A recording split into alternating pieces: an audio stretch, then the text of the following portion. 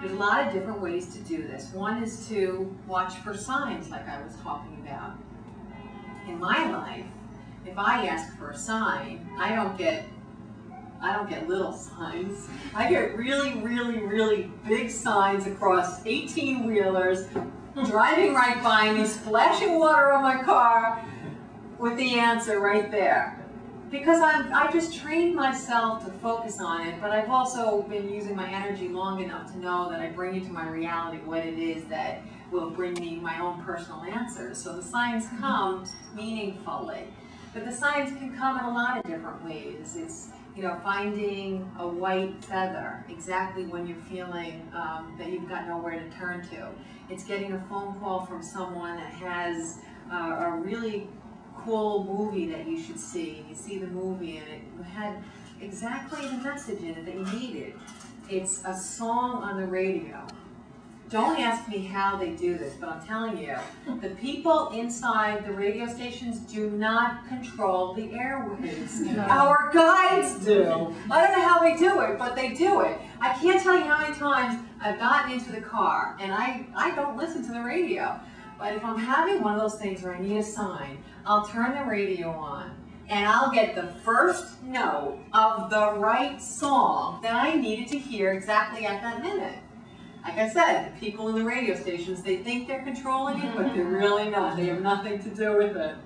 There's a lot of guides focusing on those people with the buttons saying, play this, play this, play this. And whoever gets through the loudest, their song's going to be on the air.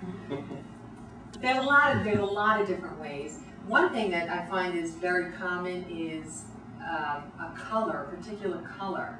Our guides like to recognize when we attach a color to them, and then when they see that you think of them in attachment to that color, they go and put it into the most unusual places for you when you need it the most, so that you know that they're there with you.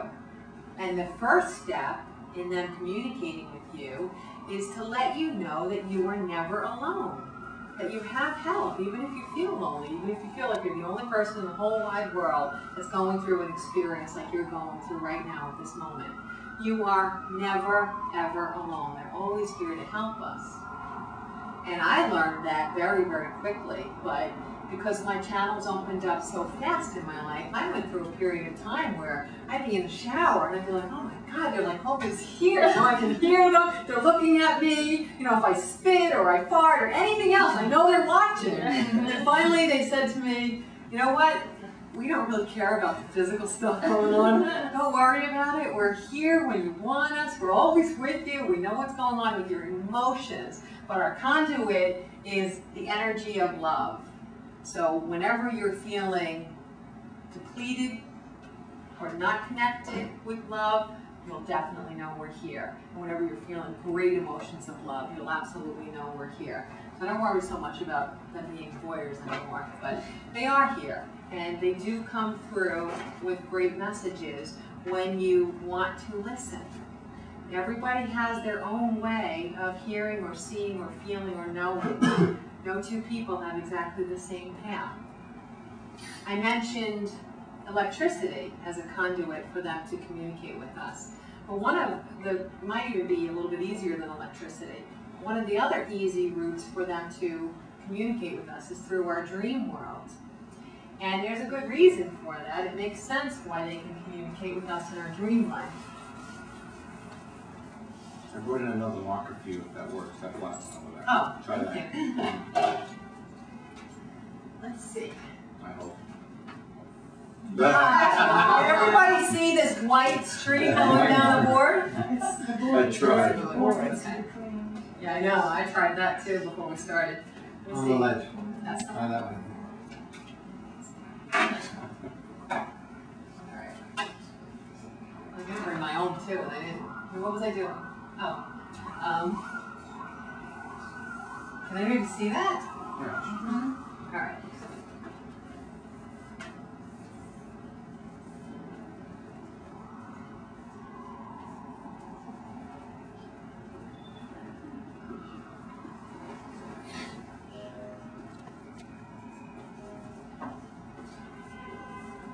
As my guides explained to me, we have 4 states. Our wake state is us right now, thinking and being awake, some of us anyway. Then we have our dream state, where our intellect goes to sleep and this wonderful world of creative experiences begins to happen. And then we have our third level, which is our memories. And our memories are everything that we've experienced in every earth life that we've ever had, whether we can recall it or not. One of the reasons that hypnosis is so effective in allowing people to recall things from earlier periods in their earth life is because it ties into the third level unless you bring forth memories that you can't consciously remember. And also, hypnosis, you probably read examples where it allows you to experience past lives. And again, it's because all of your memories are in this level and they can come forth during that state. And the third and the fourth level is our soul, our whole being. Every experience we've had since the inception of our soul, every encounter, every soul we've met, every memory, every circumstance, every experience on earth, in the energy realm, and in any other plane that we may choose to journey in. That's our whole soul level. What happens when we go to sleep is that this gets out of the way. This is where I say you got to get yourself out of the way in order to allow your intuition to be a guide in your life. Well, when you go to sleep, your guides are right there. You're like, all right, she's out of the way. Let's talk. And they'll communicate with you very effectively in your dream life. Okay? Now what you're doing is you're getting messages all the time from your whole soul and all of your memories, present, past, future.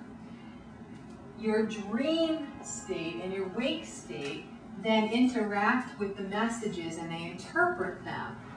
So you're not actually dreaming a dream in color and with pictures and with language. You're getting the message instantly, and then you're making sense of it with what you've learned on Earth and your own ideas of what symbols can be taken to make sense out of this message. So you really want to know yourself when you're doing any kind of dream interpretation.